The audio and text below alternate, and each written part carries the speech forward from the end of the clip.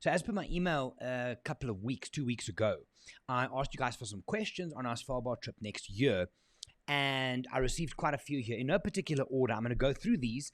There are some of them that's repetitive, but I'm just going to run through them one by one, hopefully giving you the answers that you need. Along with this, in the email I'm going to send back to you, again, I'll include some of the videos from the previous years on how to prepare for your Svalbard expedition. And what I'm going to do earlier in the new year, kind of end of Feb, March, then I'm going to record another dedicated video where I redo the whole thing, because if there's any changes or update or anything like that, I'll include that. But for now, the questions you guys asked about our trip next year. Like I said, no particular order. Here we go. What PowerPoint adapter will I need for charging batteries? So it's a type F, which is the two-pronged circular ones. I'll put a picture up on the corner here, but it's type F on the ship and in Norway. So for your hotels in Svalbard and on the Stockholm, it's the type F adapter.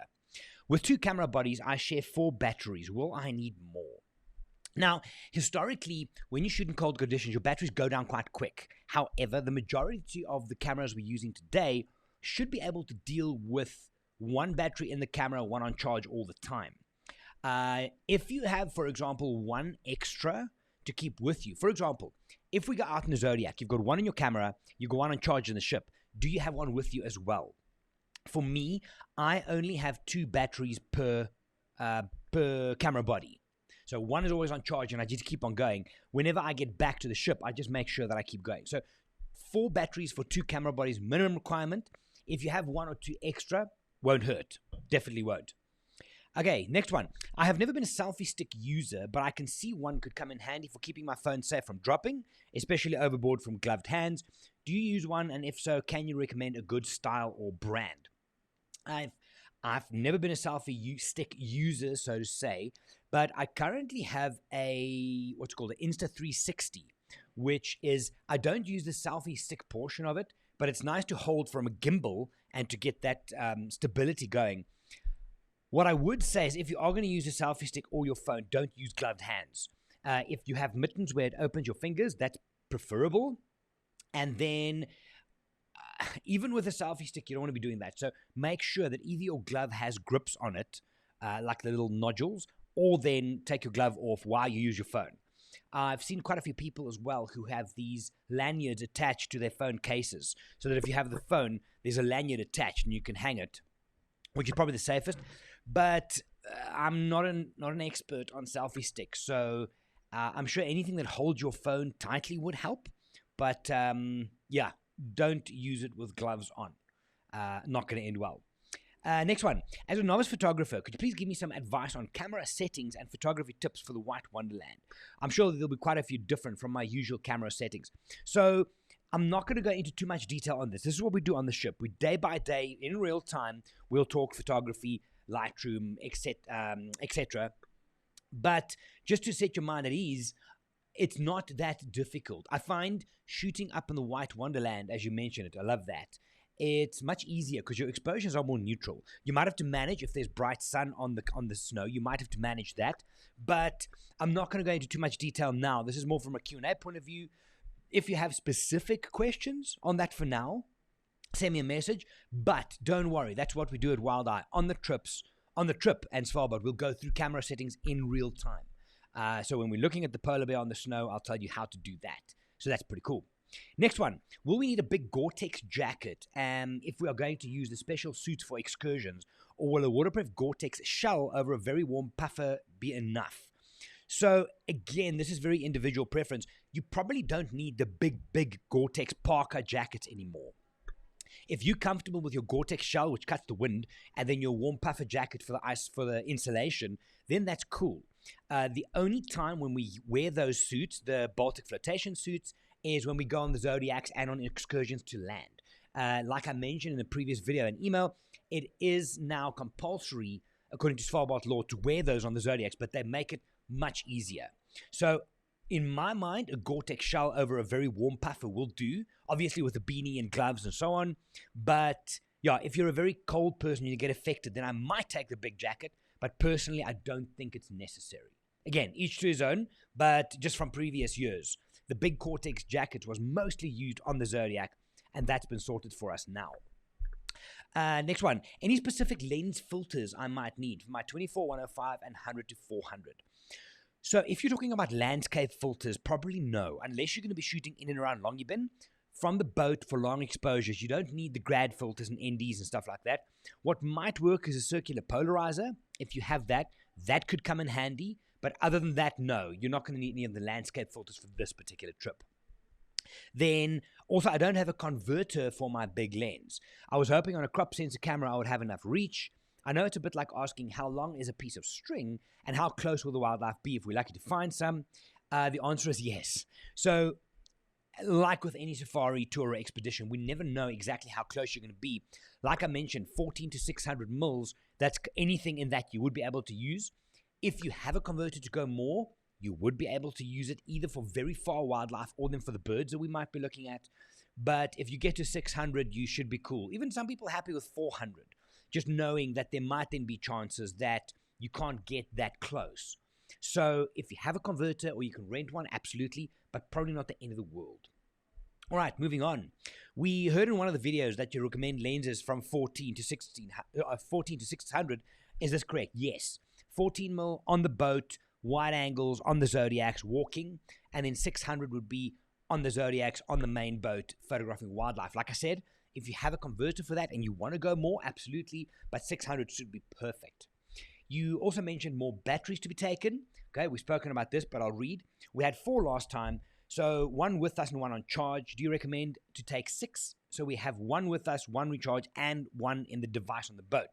6 if we use 2 cameras. Like I mentioned, 4 is minimum requirement for me. 1 on charge, 1 there. If you have got 6, absolutely, but don't go and buy. I don't think that's necessary. How are the plugs on the boat? EU systems, only to take adapters. Again, it's called the Type F. It's the 2 round-pronged adapters that we're going to use. Now, one of the videos show all the people in their own dress code on the Zodiac, but you mentioned in the other one that we will get an overall. So the older videos that you'll see on the Wildlife platform and on mine, that would be before 2020. That's when people had to dress our own gear on the Zodiacs. After that will be the flotation suits, those baby grows, those overalls, as we would call them. So you all get issued one on day 1, show you how to get into and out of them, so that is sorted. You also mentioned that there is no internet on the boat. Ouch. Do you have any, do we have any from time to time, anywhere? I would need to plan differently handovers on projects to my team, hence asking on this one. No, there is no signal on the boat. There's one fjord, Belsund, which is south of East Fjord, where Longyearbyen is, where if we get there, and it's a big if, then we do have a little bit of signal, but it's sketchy at best. So for all intents and purposes, no, we do not have internet on the boat. I do take a sat phone. I've got a little sat modem for emergencies where people can send messages to and from, but to run a project handovers and stuff, I don't think so. So I would highly recommend that you do as much handovers before, and then if we get to Belsund, it all depends on weather, then you can connect. But otherwise, before and after would be the time to connect. It is nice in a way just to kind of break away from internet as well. I understand the work side of it, so yeah, let's plan accordingly. Then I'm going to keep going here. As Randy knows, we will only arrive on the 17th around 1 o'clock. It was complicated to get these flights, and we can't change them now.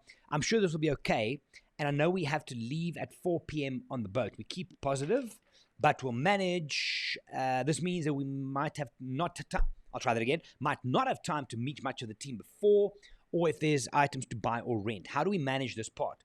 Well, if you have your flight sorted, then 1 o'clock you arrive. You probably leave the airport at 2. So you would be able to get, let's say, into town. You probably come to Svalbard Hotel, leave your gear there. You're going to have 1.5 to 2 hours to walk around if you need to rent or buy something.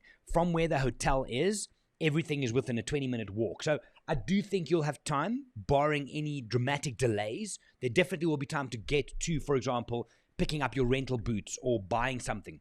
If it is a rental that needs to be collected, I can do that on your behalf because I'll be there the day before. From a buying point of view, you should have about an hour and a half. I normally arrange for the taxi to fetch us from the hotel between 4 and 4:30, and then we leave for the boat.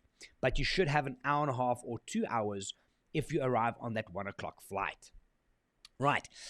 When we come back on May 24, we leave only on the 26th early morning. So my family has booked rooms in Longyearbyen, and we will have the full day on the 24th and the 25th there. Is there any recommendation on what we could do? You would have, and would it be good to book in advance? I.e., Julie asked if the dog sledging still runs, but I'm not sure this is feasible and might not be enough snow. And we found to do this on rolls is not the same. Yes, it all depends on how much snow there is, whether the dogs are running on a sled or on the road with wheels. They do that. I would probably wait until about a month and a half, 6 to 8 weeks out. And then I would look at booking those things. You can also book your dog sledding or your ice cave or glacier walks. And this is the video that I'll do for you guys closer to the time. I'll look at some of the additional bolt-ons. But there's enough for me in that town for a good morning and late afternoon walk around, take some pictures, little shops. The Svalbard Museum is great. The excursions outside of that through Base Camp Explorer, you can go and check their website. There's a lot of cool stuff. But yeah, until we know closer to the time what is open and not, it's very difficult for me to comment on that. The one thing that I've always enjoyed, if it's possible, is to go to Pyramiden, which is a Russian mining ghost town from the 70s. Phenomenal place to visit. Again, at this stage, it's closed because of the war, Russia-Ukraine war. So when we get closer to the time and I record the next video, end of Feb, March, I'll have followed up on all of those. But for now, scratch around, put it on a wish list, and then see when we get closer to the time, yeah? Right, carrying on. Lenses. Do you think the following is overkill? 16 to 35, 70 to 200, 100 to 400, 500 mil, 1.4, and 2 bodies. Do I bring all or drop any? If it's easy enough and you can, bring all of it. It would be cool, for example, most of the time to have a 500 on the one camera body, 100 to 400 on the other, so you get the versatility on the one, reach on the other. As and when needed, we can then pop the 1.4 on, and for Zodiacs, I would probably take the 70 to 200, while the 1635 will be handy on the boat. So all of that I would bring.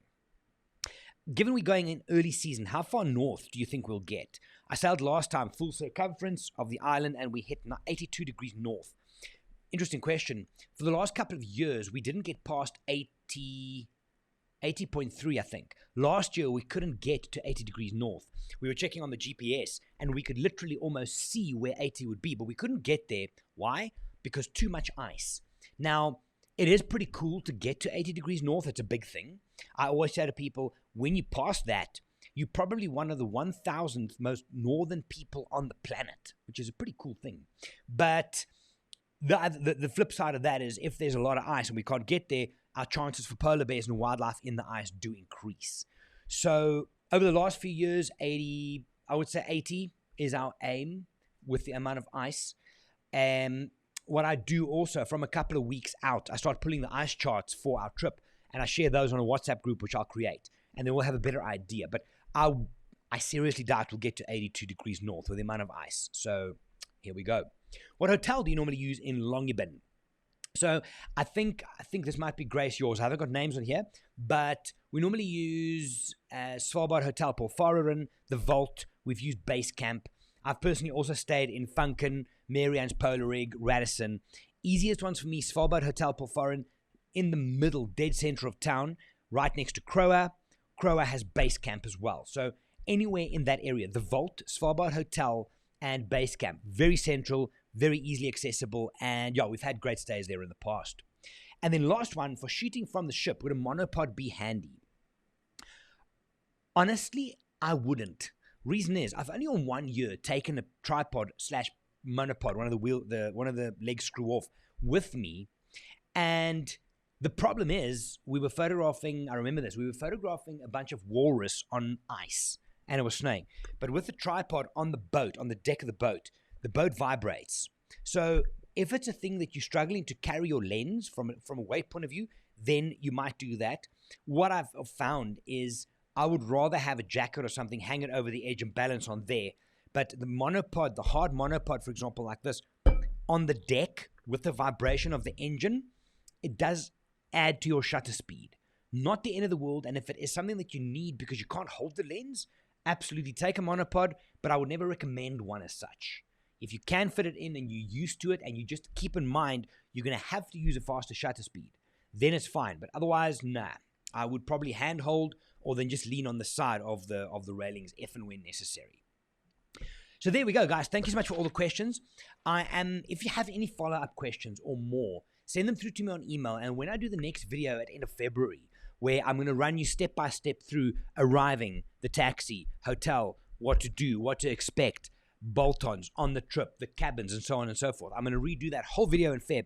And then at the end of that, I'll do another Q&A. So if you have questions, keep on firing them through on email or WhatsApp, and we can add it into that video.